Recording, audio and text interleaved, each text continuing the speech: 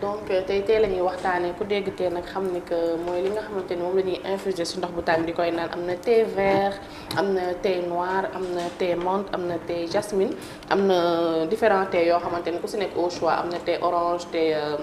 bu la neex donc thé nag ay ferñeentam bëri na trop avant may dugg ci ferñeentam ma indi les waaw mooy bienfait rek mooy bienfait du thé ça t'aide à vivre plus longtemps mu ngi noonu ni ngeen koy gisee ci image yi en dehors de neexaayam bi daf lay aider à ce que nga vivre plus longtemps dafay préserver lii di sa foie bi ku xam foie nag xam ni que soxla na bu baax a baax li nga xamante ni mooy loo xam ne dam na ko préserver parce que lu délicat la ci nit dafay réduire lii di stress man loolu moo gën a neex ci thé heure boo stressé boo ko naanee dina la jëndi lii di sa stress da lay hydrater aussi yaram yi nga xamante ni amul hydratation daf lay aider aussi contre les caries ñi nga xamante ni seen bëñ yi dafay am caries dafa lay dimbali aussi ci sa poumon yi bu nekkee da nga am problème mu poumon boo utiliser thé régulièrement dina la aider bu baax a baax surtout ñi nga xamante ni c'est des fumeurs donc dafay renforcer aussi tes os.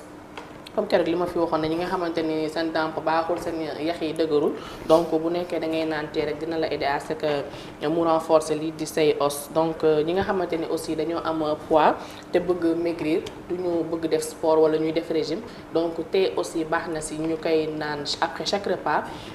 baax na si dina la aider à ce que nga maigrir naturellement donc doo sonn daf lay aider aussi nga désintoxiquer sa biir bi ñi nga xamante ni foo leen fekk ñu am intoxication loolu ñi nga xam dañuy am ballonnement wala di serré donc thé baax na trop ci biir bi donc dafay réduire lii di aussi hypertension ñi nga xamante ni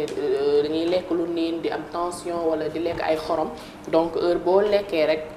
jëlal sa thé nga infuser ko nga naan te bu nekkee thé bi naturellement noonu moo gën nag jarul nga siy def sucre am ñoo xam dañoo bëgg sucre wala boo ci def sucre aussi nga def si benn bec wala benn moitié cuillère à café mais naturel bi noonu moo gën dina la aider à ce que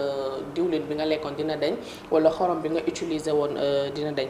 donc thé bi nag amet gën nañ ko farataal lii di boo yeewoo au réveil à jeun nga utiliser ko parce que boo nelaw pendant des heures la nuit da ngay déshydraté wu doo jël assez d'eau des fois gis nit yoo xamante ni ils peuvent dormir 8 heures à 10 heures de temps foofu pendant ces heures ils se sont déshydratés sans autant le savoir donc boo yeewoo à jeun balaa ngay jël dara fi dañ naan naanal ndox mais ñu bëri ndox bi mën na leen daw seen biir wala mu metti seen biir donc ce qui est préférable mooy nga jël lii di thé bi donc dina la aider à ce que ndox bi nga manqué woon ci guddi gi yëpp nga récupérer ko li nga xamante ni mooy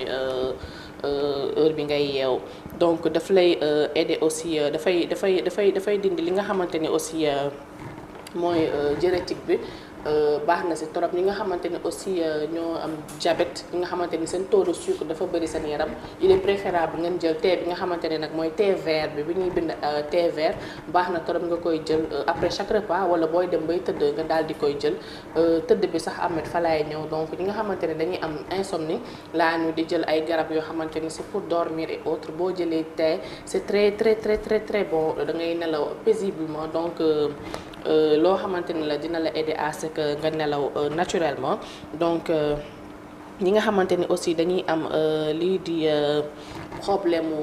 ballonnement sànq waxoon naa ko baax na seen biir yi thé bi aussi ça a tendance à def li nga xamante ni dafay indi fer ci yaram ñu bari xamuñu ko ñi nga xamante ni dañuy manqué fer di daal di miir balaa ñuy xam ni dañoo manqué fer mooy dañ nañ hôpital ñu diagnostiqué leen booy farataal di jël fer di jël thé tout le temps donc doo manqué lii di fer ci sa yaram mais nag bu leen ci abusé boo leen ko jëlee à jeun baax na boo leen añee ba pare ngeen jël ko boo leen reeree ba pare surtout au coucher ngeen jël ko dina leen aider à ce que ngeen nelaw bu baax a baax lii di aussi thé bi dafay augmenter lii di risque de carence bi baax na si fatigue anormale yi tamit da koy dindi ñi nga xamante ne tout le temps seen yaram yi dafay métti te duñu xam lu koy métti du ñu def liggéey bu métti wala ñuy def effort physique boo xamante ni war na mën a métti yaram mais tout le temps foo leen fekk seen yaram yi dafay métti donc lii di fer bi aussi baax na ak ñi nga xamante ne tout le temps ils sont pâles foo leen fekk seen kanam yi dafay pâle ñu am mauvaise mine donc lii di thé bi baax na si boo ko jëlee nga naan ko donc di nga am une très bonne mine donc lii di thé bi baax na si torop wala ñi nga xamante ni dañuy am ay bopp yu métti au lieu de jël médicament bois d'abord du thé da lay rendre li nga xamante ni mooy sa bopp bi doon métti dina ko arrêter dina arrêter les maux de tête donc étourdissement yi aussi thé baax na si donc daal thé bien fait mi bëri na trop ku koy wax doo fi jógee c'est très recommandé nga koy jël surtout man ñaari points yi may accentuer mooy à jeun le matin très tôt ak le soir à mettre au coucher.